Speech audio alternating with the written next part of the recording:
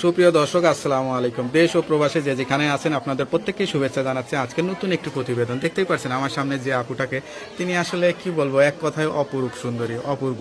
আসলে কি হয়েছে, আসলে কি বলতে চায়, আসলে এত মায়াবী চেহারা নিয়ে কেন আসছে, চলুন কথা বলে জানার চেষ্টা করি। আপু আসসালামু আলাইকুম। ওয়ালাইকুম সালাম ভাইয়া। আপু আপনার নাম কি? আমার নাম সুমাইয়া। সুমাইয়া আপু, কেমন আছেন আপনি? আলহামদুলিল্লাহ ভাইয়া, আল্লাহ যেরকম আছে। ভালোই আছেন তাই না? আপনার বাড়ি কোথায়?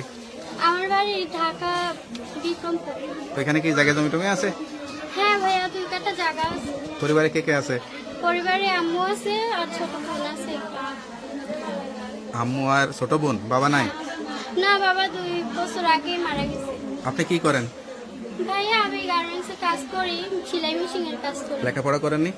না, অল্প করছি ভাইয়া। গল্প করছেন? আজ ভিডিওতে কে আসতে বলছে?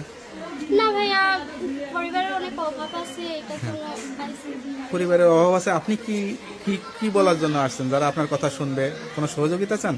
হ্যাঁ ভাইয়া, আসলে যে এত অভাব, অনেক অভাবের জন্য আইছি। একটা ভালো মনের মতো একটা মানুষ পাইলে আল্লাহর রহমতে তাকে জীবন সঙ্গী বানাবো।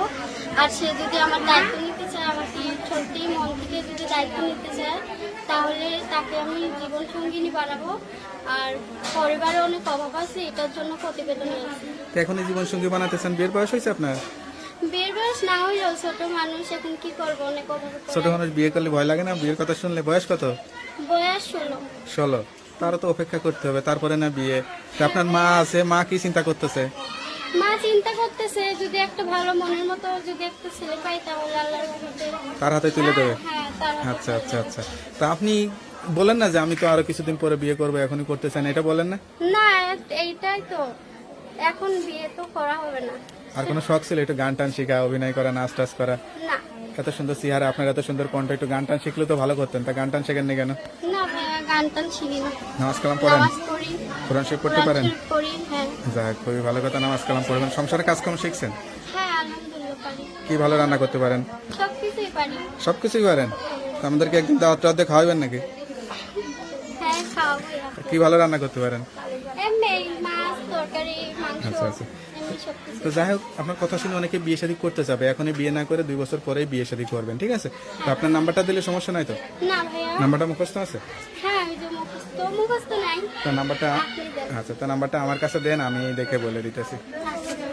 হ্যালো ভিউয়ার্স, আপুর নাম্বারটা আমি বলে দিচ্ছি। আসলে তার কষ্টের কথা শুনলেন। আসলে এই বয়সে আসলে বিয়ে শাদী করার বয়স না, তারপরে বিয়ে শাদী করতে হয় আসলে সংসারে অভাব অনটনের কারণে। কেউ যদি সত্যিকার অর্থ ভালোবাসেন বা যোগাযোগ করেন বা আরও খোঁজ খবর নিতে চান, অবশ্যই এই নাম্বারে যোগাযোগ করবেন।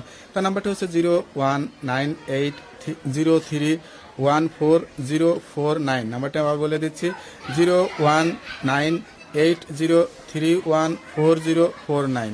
নাম্বারটা খোলা থাকে তো? হ্যাঁ ভাইয়া। দেখ, নাম্বারটা খোলা রাখবেন, কেউ ফোন দিলে আর প্রেম করে ভেঙে যায় না। যেহেতু মা আছে গার্জিয়ান হিসেবে, মাকে জানাই তারপরে একটা ডিসিশন নেবেন, না ঠিক আছে? ভাইয়া, কেউ যদি সত্যি মন থেকে দায়িত্ব নিতে চায়, আল্লাহর রহমতে তার কাছে বিয়ের সাথে বসবো। তো ওকে আপু, ভালো থাকেন, দোয়া করি। আসসালামু আলাইকুম।